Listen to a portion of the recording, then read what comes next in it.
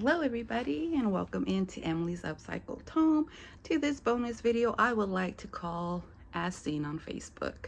Now this is kind of a compilation of videos that I did on live over there on Facebook, but I know everybody doesn't go to Facebook, so I'm bringing them to you here on YouTube. I hope you enjoy these unique projects, and I hope you go follow me over on my Facebook page and become part of my Facebook family. Thank you all for tuning in today, and I hope you enjoy the video. So let's get started. So our first project on here we did on our Facebook Live were these little owl pieces here. And I got these from a mystery box I got. I came in with milk paint and flour sack by Dixie Belle, which is a 1-to-1 ratio of paint to water. I just get my container, put a scoop of water, scoop of paint, thoroughly mix that up and set it aside to set.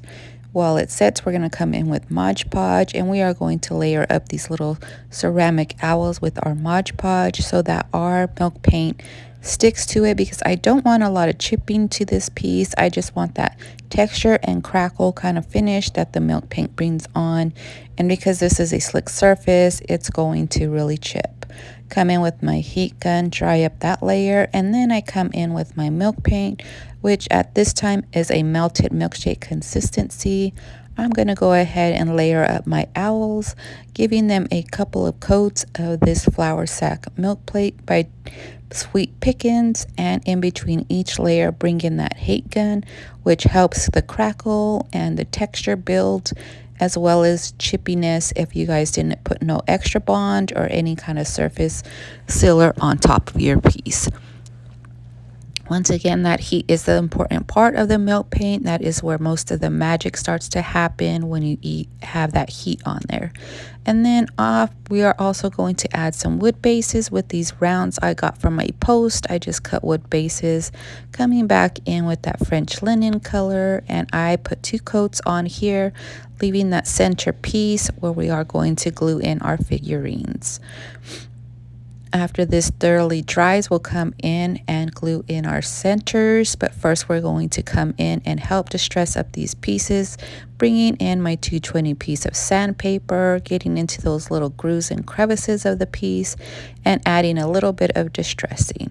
To attach our base, we are coming in with E6000, placing that into the center of our wood rounds, and coming back in with some DIY dark wax to age a little bit of the base of the piece, as well as hit some of the feathers of our owl. Just adding slightly a little bit of age with this dark wax, not overdoing it too much, because I want most of the owls to be white, but I want some of the feathers in the face to show up a little bit more, so that's where I'm adding.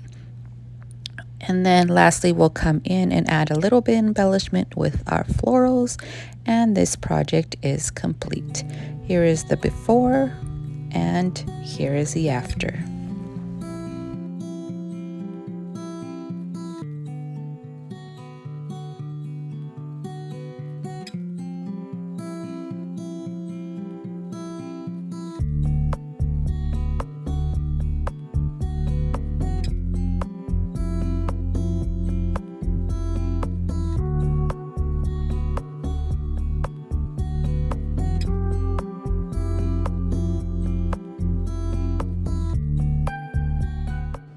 And if you are interested in any Fusion Paint products, any Dixie Belle products, or any of IOD products, please use my affiliate link down in the description. For this next project, we transformed this pan here on our Facebook Live, and I just took this mini pan that I got off of my mystery box, came in with some Dixie Belle French linen, once again trying to use up all this paint, and I'm going to give this a thorough coat of that paint, hitting the back, the front, and as well as the handle, giving this a full French linen color all over our pan. And of course, on live, you want to come in with your heat gun just to add the drying process, or you'll be there all day waiting for paint to dry. So I go ahead and do that, and I heat up the back as well, drying that paint up.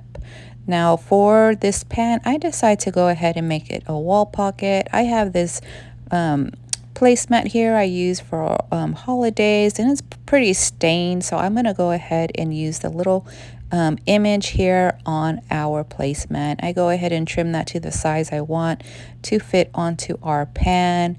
And off camera, you kind of don't really see this, so I'm going to just say off camera, I go ahead and pull off that backing on our piece as well. Once I have this laid out, I do trim the round edges where I want the pan to meet. And I did have to do this over, you guys, but first, before we add everything in, I'm going to come in with some DIY dark wax, and we're going to layer that onto our pan, aging up and distressing up our piece, just so that it has a little bit more dimension to it, a little bit more age, and a little bit more grunginess. Go ahead and wipe off all that excess of your wax.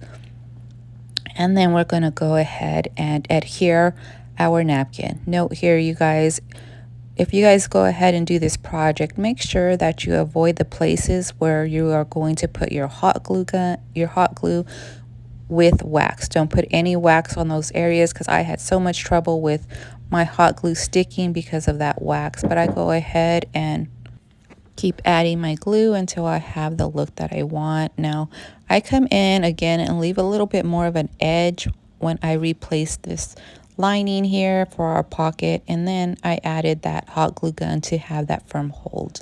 I come in with some ribbon here, tacking the end of the fray so it stopped fraying, and then I put a bead of glue on the edge of our piece, and I'm going to overlap this. It's too thick, so I go ahead and fold that in half and glue that into place. I come in with more ribbon here, and I'm going to add a cute little bow to the end here, and we're doing a cottage country kind of look here.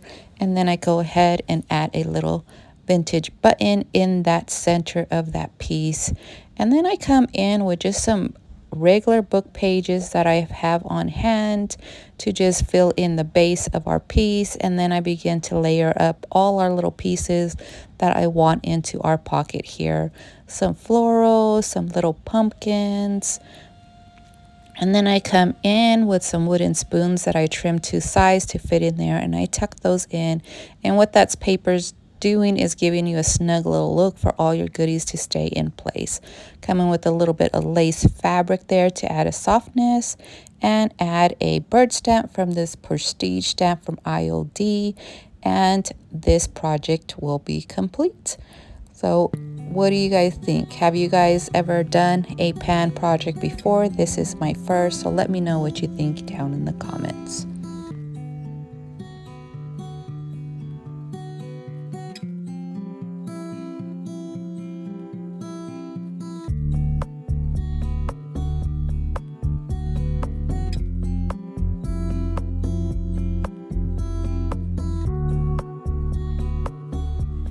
If you like my content, go ahead and hit that subscribe button and notification bell. Don't forget you can shop with me on Whatnot. I already have shows bookmarked, so go check me out there. So if you guys saw our mystery unboxing on live, we came up with these blocks here, and I'm just going to leave them as is. My sander is on the fritz, so we're just going to use these blocks as is and make them into cute little rustic pumpkins. And I'm actually going to do dual sides, so we're just going to come in and use some spindles as stems. We're going to come in with some paint inlays by ILD and the lattice rose packet here. Remember, you can find those with my affiliate link. And I'm also going to come in with some different greenery here and pick and choose what I want to embellish with my pumpkin. So first of all, I'm going to come in with just some folk art paint in vintage white, and we are going to layer up our pumpkins with this color here. And I'm going to paint all sides of the pumpkins because remember, we're going to do dual side pumpkins today. And you just want to come in, and this is like an off-white creamy color, not like a bright white. So I'm going to go ahead and add that to all the pumpkins, come in with my heat gun, dry that out, and then come in with this chalk paint here that I mixed up with some leftover paint, like a buttermilk kind of style. And if you haven't used paint inlays, you want to use a chalk paint, and you push that into your wet paint. Your paint needs to be wet.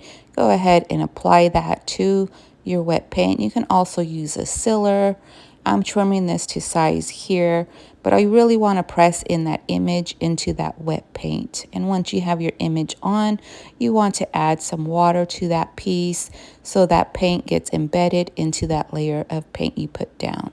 I come in with a towel, just wipe up some of that water and press in the image. And then for the other two, I'm coming in with some leftover DIY queen bee, and I added a little water because it is a little dry at the bottom, and we are going to see how this affects the paint inlay here. I repeat that process of going back in and layering that paint inlay on top of that wet DIY queen bee paint. Now I'm going to add in some water to activate that inlay and push it into that paint with my towel or your rag of choice. Now I'm coming in with my heat gun and heating up and drying those pieces of paper where the inlay sits. And once those papers are thoroughly dry, to pull them off of your product, you want to come back in with your water to reactivate and have that pull come in, or else your paper is just going to be stuck and rip. So that water helps that smooth transition of pulling back your inlay, and then you get this beautiful design on your piece. Isn't that gorgeous, you guys? Look at that detailing. And remember, you can use your paint inlays over and over until your image is faded out. That's about 3 times. And here is the one we did with the yellow and the mix of the white, as well as that top orange detailing. Now here we have our 3 pieces all ready to add our embellishments. I come in and just heat up and really seal in that paint, and then I come in with a sealer spray, because if you're too harsh with your sealer, you're going to smear your inlay and all that ink's just going to be a messy blob.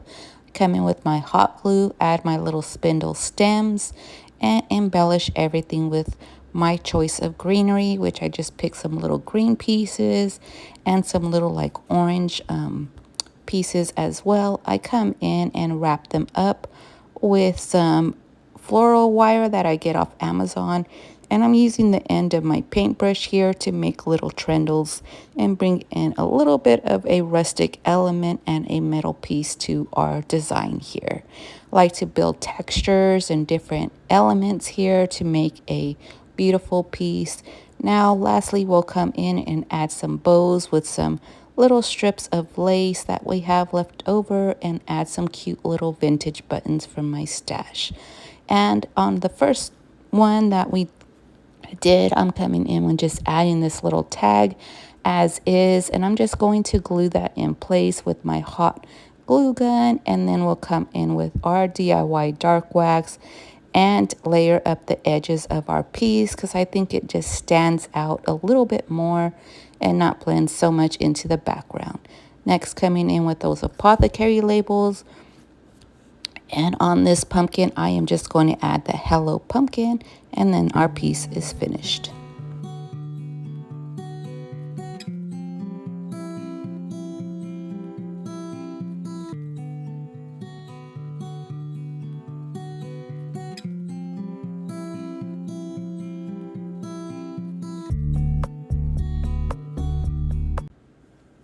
We are now going to move into our second side using these ILD stamps, the Prestige stamp set. Now you can order those on with my affiliate link. You get 2 packs of stamps. We're just going to come in and stamp each one with our pumpkins, with the birds, a nest, and a little cloche here.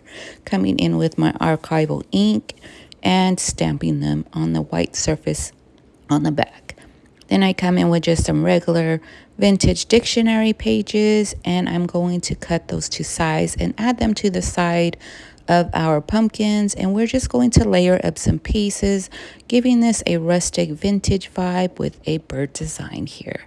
Coming in once again with my apothecary label stamps and adding a little design. Then we'll come in with some card catalogs pieces I got off of Temu, and I'm just going to screw those into place here. I just screw these in by hand with a little screwdriver. They do come with the little screws, and once again I got those little metal clasp or catalog tags on Temu. going to repeat the process for the rest of our pieces, and then I'm going to come in with a coffee stain index card that I stained myself. I'm going to add the little label into those metal little gaps there, and I'm still out of ink, so I am going to come in and write in some wording here. And I just measure this to size by bending over the paper at the edge of our piece, come back in with my Sharpie and just write some fall words. One says fall, one says pumpkin, and on the third one I decided to put October abbreviation. And then we'll go ahead and move forward and add our little embellishments to our piece. First, we're just coming in with some distressed oxidized ink and adding a little bit of age to our labels. And then we are going to layer up some greenery, trim them to size the way I want them to fit. And I'm just going to apply all this with my hot glue gun, bring in some little faded out yellow flowers, and bring in some twine that I have from a ribbon that fell apart. And all this gets going to get attached with some hot glue. And to match everything up, I'm adding in a cute little vintage button at the end. Now, these are reversible. You saw the first side. Here's the second side. You get to pick and choose how you want to display each one of your pumpkins, but this is the end result, and here is the finished look.